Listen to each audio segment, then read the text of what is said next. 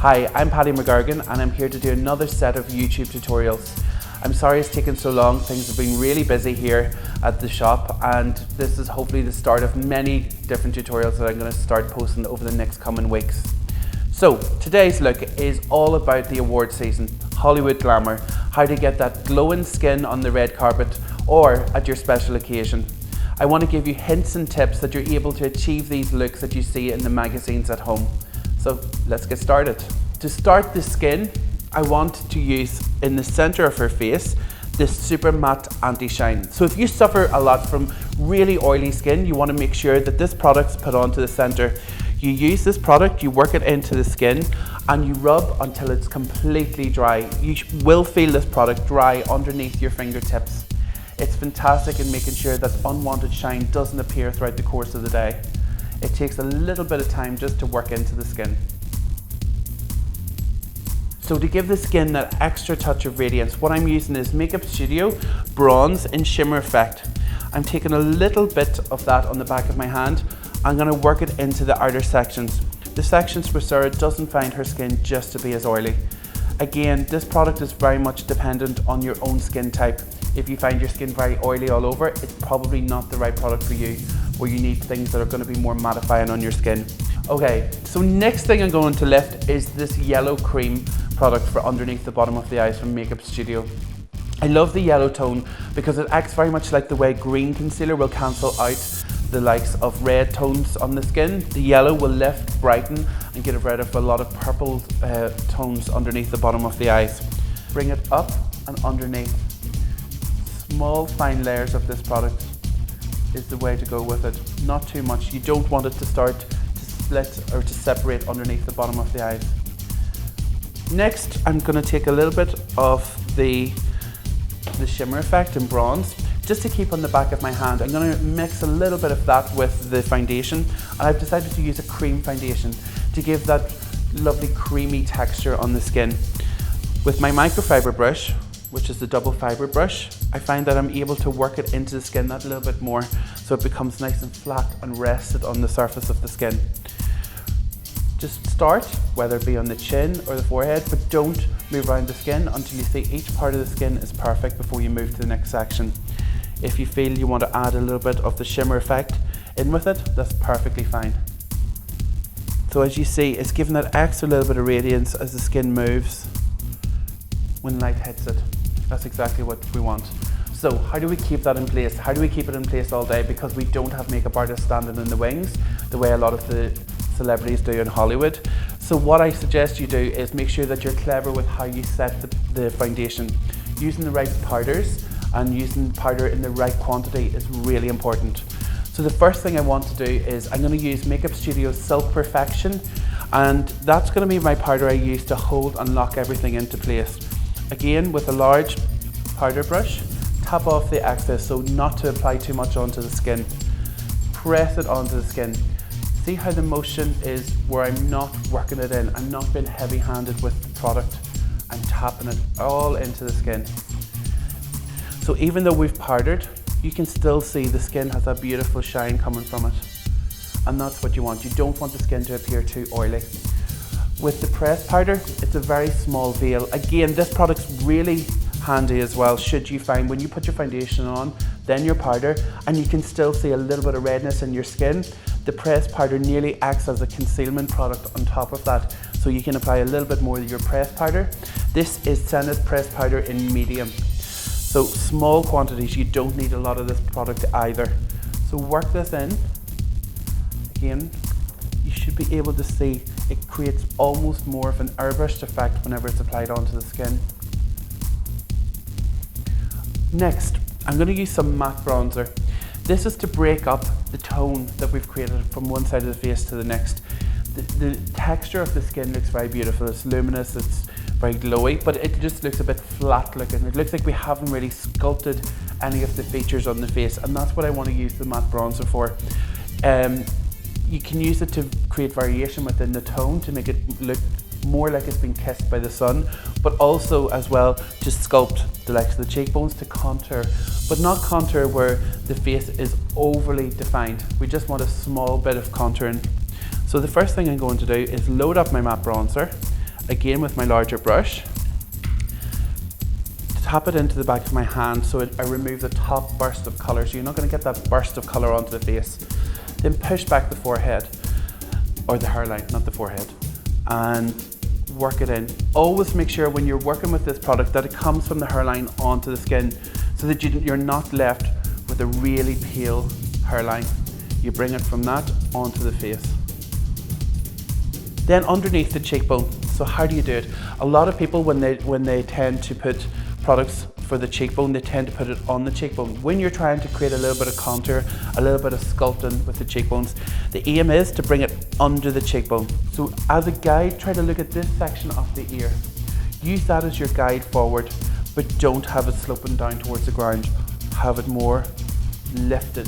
That should be more of your angle. Where you bring it to, roughly as a rule of thumb, but it's not an exact measurement for every face. Roughly, if you drew a line from the edge of your eyebrow going right down, that's rough estimate as to how far to bring your contour line. Too far forward and it starts to slope too far to the front. Again, when you're bringing it forward, you bring it in a straight line using the very tip of your brush. So really, all you're doing is touching the top of the brush off your skin. So bring that forward, and as you're bringing it forward, you kind of flick up. That's what I do. So then it always looks like it's slightly lifted. But using that section here as your guideline, not the top of the ear, not under it. It's meant to sit under, so you're creating this pushed in effect that creates the lift to the front of the cheek. And again, then the jawline. The jawline for me is where you ease off the amount of product that you're putting on, so not too much. I normally get the person to look straight ahead, or when you're doing it yourself at home, look straight in the mirror rather than twisting to the side. Look straight and see where you need to contour. Roughly it's wherever the skin appears to be coming out that little bit more, or where the bone structure comes out. Really what you're trying to do is create this beautiful sort of oval section to the bottom of your face. You want that nice slope at the bottom. So using the very tip of the brush, and I'm holding the brush at the end as well. The reason I hold the brush at the end is because I'm applying less pressure, allowing small amounts of the product to build up on the skin and let it go somewhere. Normally the contour, I always try to bring it behind the ear so that it goes and hides in that section, so you're not left with any sharp edges to your makeup. So after we've contoured, we've put the bronzer where we needed to put it. I'm going to use a little bit of blush. I just want a very soft blush to the apple of the cheek. So using my blusher brush, I'm going to take a little bit to the front section here and see how I'm pressing it onto the skin. Working it in a circular motion, but not pressing it into one place or not creating a perfect circle. So an additional piece of highlight is going onto the skin next, in the form of a powdered highlighter. It's actually an eyeshadow from Makeup Studio called Classy Champagne. One of my favorites, both on the eyes and both as a highlighter as well. Taking a small bit of that, I look at the skin and I'm roughly taking a C section from the arch of the brow, going right round. And just bring that round. So next step, we're on to the brows. The brows for me, with this particular look especially, are crucial to get perfect. To get the strong shape that you need to create that sort of Hollywood elegance, but also to make sure that they're not overdrawn either, where they're not too dark. I still like brows to be strong, shapely, but still look like hair. So the first thing I want to do is I want to take Sarah's eyebrows and just comb them straight up, comb them up into place, and then just push them through. This is just with a little bit of the Makeup Studio cream eyebrow gel. So the first thing I want to do, I want to create what's called a baseline to the eyebrow. So I'm taking a little bit of my Zenith Brow Book here, and I'm going to take a little bit of the darker colour. So look here underneath, and don't let your eyebrows dictate to you. If there's a little bit of hair you want to ignore, that's fine. So where your eyebrows begin, do a straight line right to the arch of your brow. Now what I suggest you do is to keep your two lines as symmetrical as possible. Do the exact same step on the other side. So look at your angle this way as well. Try to make sure the two sides are quite straight. Next, we're going to do our top line. Same color again. We're going to do the top line to the brow. This way, I want to create a line again from the here going right into the arch. The one thing you have to remember with this is the two lines should never be parallel, or you'll instantly create a boxed eyebrow. So start your top line a little bit further this way and a little bit further out on the other side. Here. We're just going to build this into a nice arch. So we've done that. So line underneath, that's your baseline, line from the top. Then we're going to take it from the arch into the tail and bring both together. So from the arch, just going to bring that out. With Sarah, just extend the eyebrows just a little bit.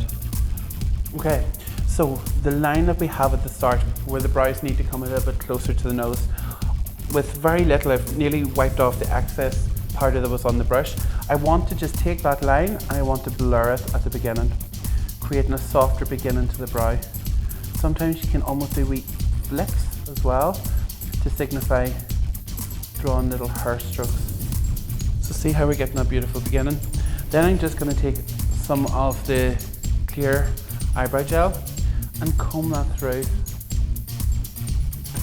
Now, I'd like to get the eyebrows just a little bit sharper, and I want to make them even more defined. So a lot of people feel if you want to make your eyebrows more defined, it means add more brow powder. Well, not necessarily. What I want to do is almost contrast. So I'm taking Makeup Studio Cream Concealer. This is quite an opaque concealer. Opaque meaning that it's got quite a lot of coverage in it. With the angle brush, nice sharp angle brush, and I want to clean up underneath the brow shape. So bringing this up underneath, really close underneath the bottom of the brow. And with that, pull it down just a little bit. So pull your concealer just a little bit down. Not past your crease, because you don't want the eyelids to become too oily with too much product waiting on them. Okay, so we're on to the eye makeup now. The first thing I want to use is a shimmer eyeshadow in white. This is Precious Pearl from Makeup Studio. I'm going to use a small flat brush.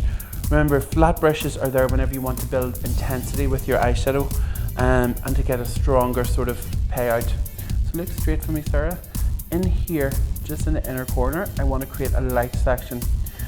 This sort of trick is particularly brilliant for anyone that has deeper set eyes, that you want to bring the eyes more forward. It doesn't necessarily always have to be done with a white eyeshadow. It can be done with an ivory, a gold even sometimes as well, soft colours.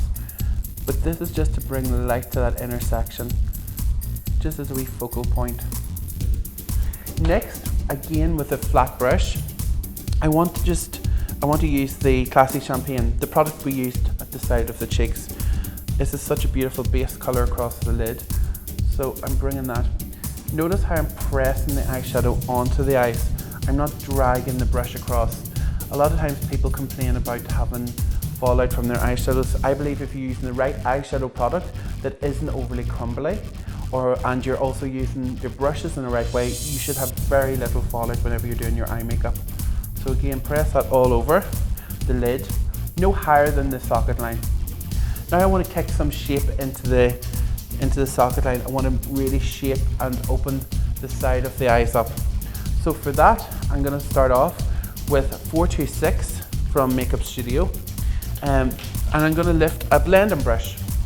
This is a fluffy brush, so I'm using a fluffy brush because I want to create sweeps of colour and to add gradually the amount of product onto the face. So just by pinching the eye slightly, I start always on the outside because you should disperse the pigment on the outside of the eye. That's where you're going to be building the intensity anyway, so it's much easier.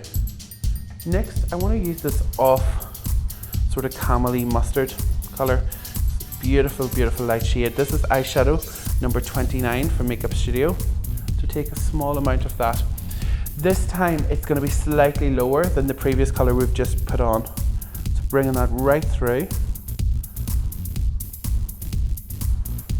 And you can see it already starting to warm up the socket line. Now, the final colour that I'm going to use. This is eyeshadow from Makeup Studio. It's again matte and it's 440. It's a very soft brown. So I'm going to take some of that and work that again. I'm working the excess. These colours are so pigmented that I'm going to take off the excess and just apply small amounts on at a time. Here on the outside corners, I just want to apply just a little bit to create a soft, smoky outer corner. Nothing particularly dramatic, still nice and soft and giving you that sort of natural elegance. I'm going to take a break for a second from the eyeshadows. I'm going to work a little bit underneath the bottom of the eye. The first thing I'm going to do, and I'm using this a lot at the minute, it's also a big trend in terms of fashion for this season, which is in the waterline, which is the section here underneath the bottom of the eyes, is to create a light colour. So as opposed to the black, as opposed to some colours, you're seeing a lot of catwalks coming out with the white eyeliner in there. Now for a lot of people the white is a little bit too much severe, and I prefer to use a concealer pencil. A concealer pencil is more skin toned, so that's what we're going to do. It's also really good as well, even as a day product, if you find that for some clients they come in and I put on their foundation and they don't want a lot of eye makeup, especially when they're going to work during the day, but when their foundation's on and they bring it up underneath the bottom of their eyes or use concealer under the eyes, the inner waterline looks very, very red. So this will take that redness and take it away for you without really making you look like you're wearing a product.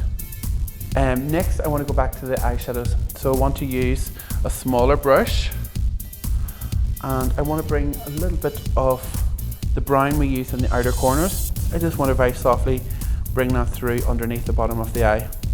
So through the lash line, and as I'm putting it on, I'm going backwards and forwards, almost like rubbing it in. You'll find that that's how it's going to blend really easily. Okay, so on to mascara. Easy peasy. Lots of mascara, bringing it up through. This is Makeup Studio Ultimate Length I'm using today. Okay, so I want to apply some false lashes to the look. I find if I use some liquid liner, which I've applied really, really fine across the top of the eye, when I put the lashes on, if there's any gaps, I feel that the liner underneath helps to take those all away. The first thing is making sure you have a good view. So if you wear glasses, for example, make sure you're using a magnifying mirror. Make sure you use a really close mirror.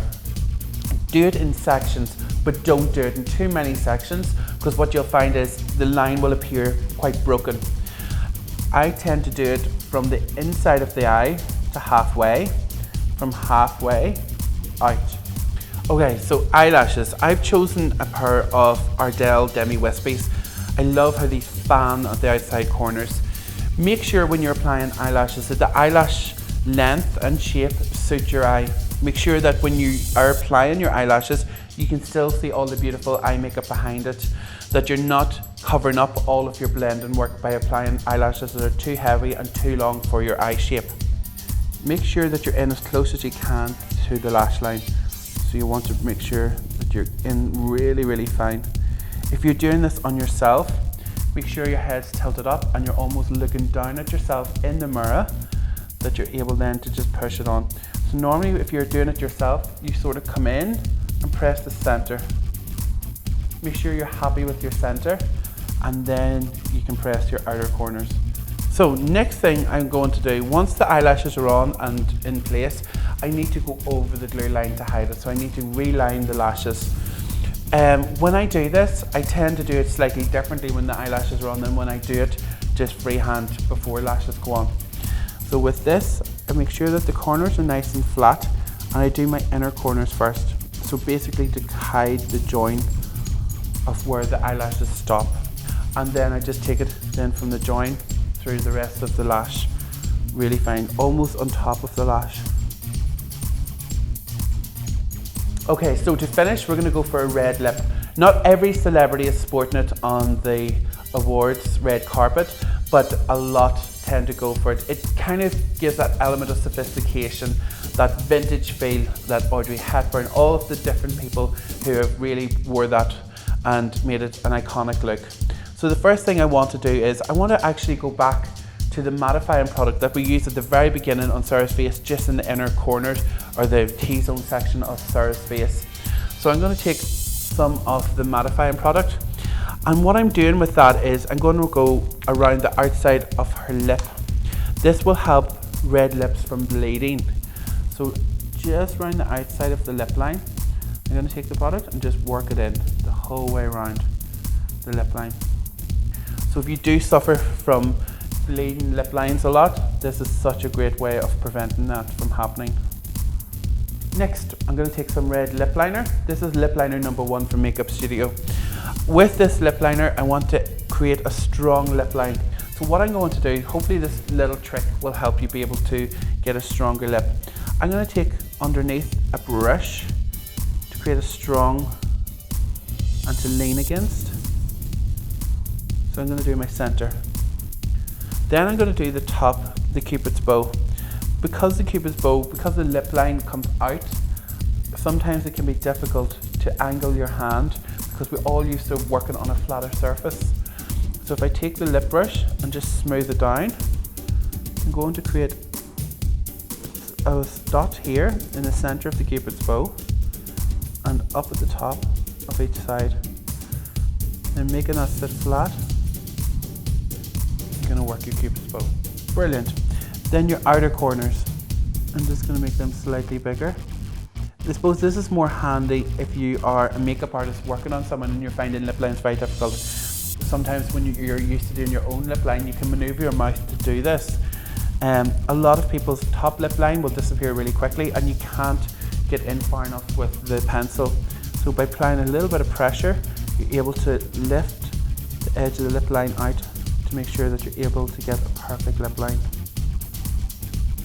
Now it's a case of just joining all of your lines together. Once you're happy that you've perfected your lip line, the next thing you're going to do is fill it in with some colour. I've chosen Makeup Atelier Durable in orange. Even though it's called orange, it's more like an orange red, which I think really suits Sarah's complexion. I feel the orange nearly adds some warmth onto Sarah's skin, even though a bold colour will generally drain the likes of blusher from your skin. You may need to go back at the end and apply a little bit more, but just make sure you're working this into the lip. This is a matte product as well. I think if you're going to wear a red lip, a lot of the times I tend to try and go for more of a matte version. It just takes less maintenance, especially if you're not used to using a strong colour on your lips. I want to build up another colour. I want to build up the intensity of it so that you're fine with your first colour. You can apply another colour, another layer of the colour on top. Okay, so once we're happy with the red lip colour on, I'm just going to go back and see if there's anything more. So for Sarah, I just want to add just a hint more blush to the apples. I feel whenever the strong lip colour went on, that the blush colour just went down just a little bit too much. Check the skin to make sure there's not too much shine, especially in the T-zone area, knowing if your skin is combination that you're going to start to become a lot shinier there anyway throughout the course of wearing the makeup for several hours. But I think we're good to go. So I'm going to finish with Makeup Studio Fix Spray, just to set and to hold everything into place. And there you have it, Hollywood glamour.